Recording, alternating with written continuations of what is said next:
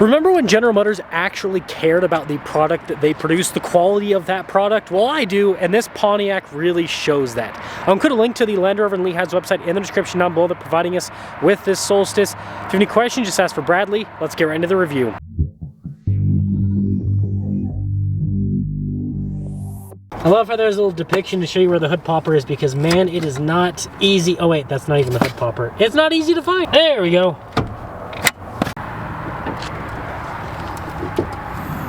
Now, before we go over the engine, you'll never see modern GM do anything like this today. I mean, this is just beautiful. It's artistic in a way. Now, powering this is a turbo 2-liter 4-cylinder that goes through a 5-speed automatic. You can also get it with a 5-speed manual. Now, it produces 260 horsepower, 260 pound-feet of torque. That might not sound crazy today, but you got to remember, this car is like 20 years old at this point, and so this was crazy performance, especially for a 4-cylinder. Many V8s were about that much with power back then. Yeah, this is definitely going to be a two-hand job in a second. Even though this is like 20 years old almost, I got that closed first try. That's good build quality. Also, subscribe. I appreciate it. Now, the lights, just look at the shape of the lights and then the whole front end. I mean, this massively makes a statement. The design is just beautiful. It's not over-designed at all like you have with a lot of modern cars. 245 by 45 by 18. Remember when cars had reasonably sized tires and wheels that didn't cost a fortune to have to replace?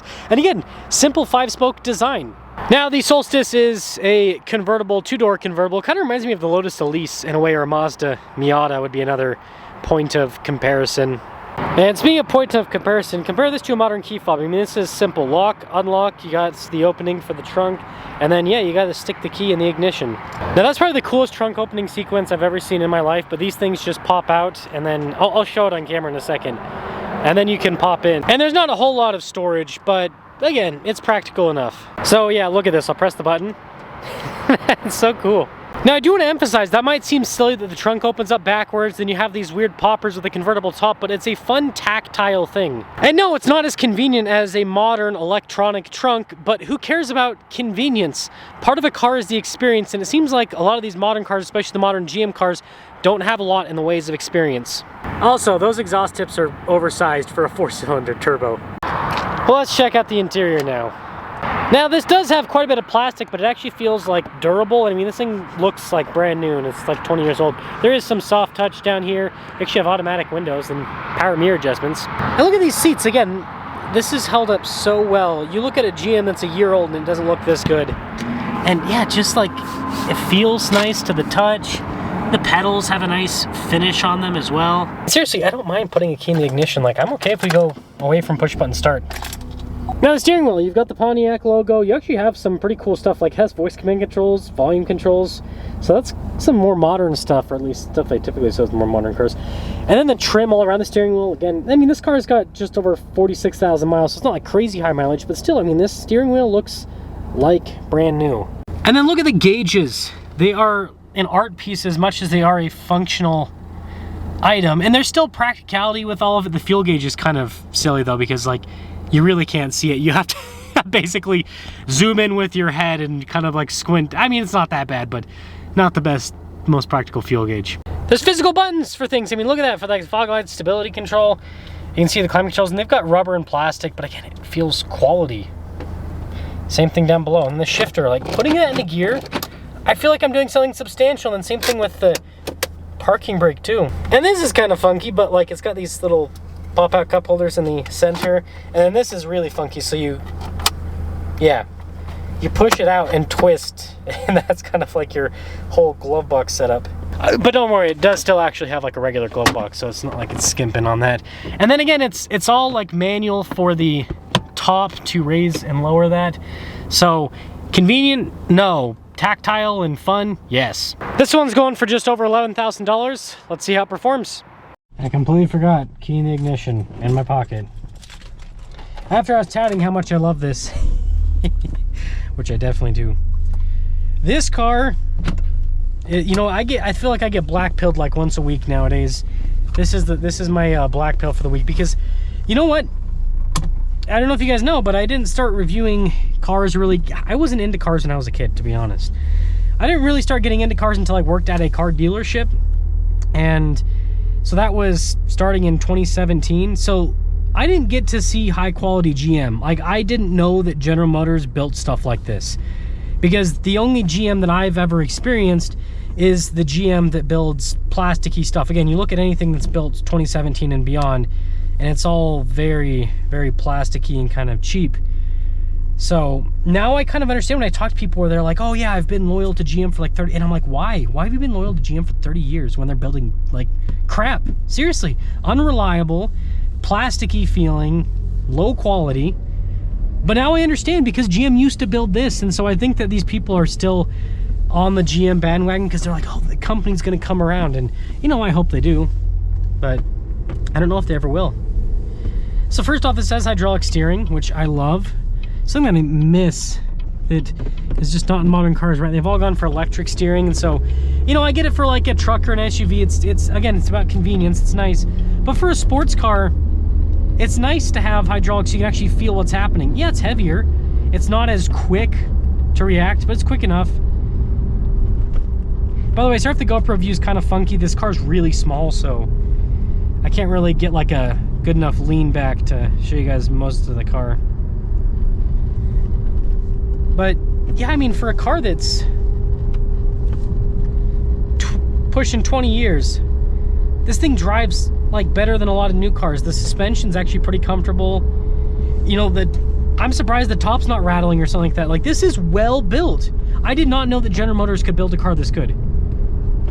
Like I said, I've been blackpilled. Like, what happened, GM? What happened? How did you go from building something that is like a piece of art, and it's got some fun little functions on it, and it drives this well? Like, this is a turbo 4-cylinder, but I don't even mind, because it's such a fun experience that I'm like, I don't care what's under the hood. Like, what happened? The noise insulation's not bad either, actually, surprisingly.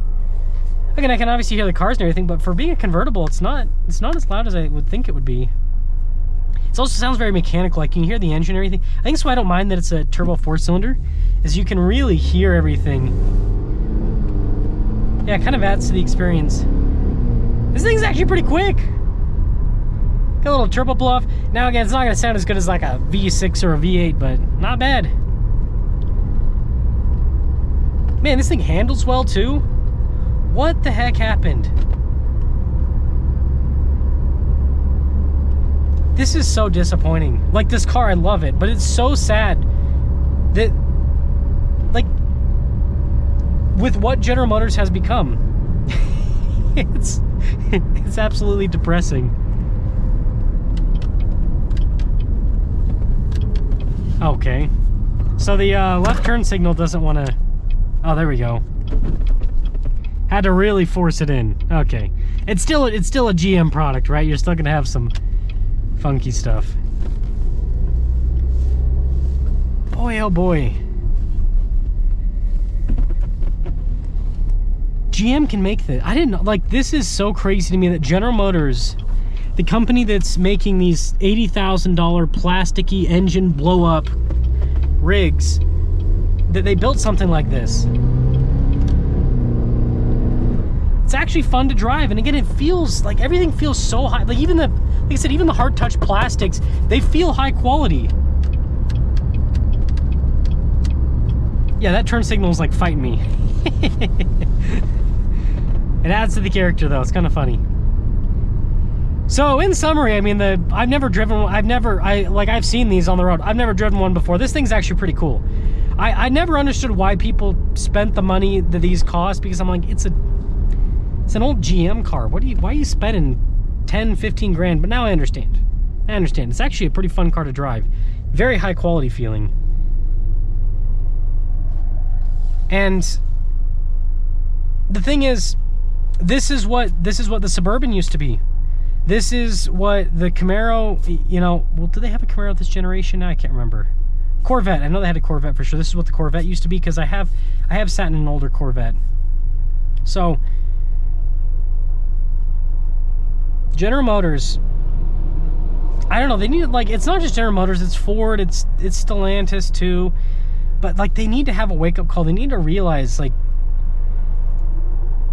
this is, you know, people maybe don't want this analog anymore because they want, you know, at least some modern convenience, like Apple CarPlay and a backup camera and all that. But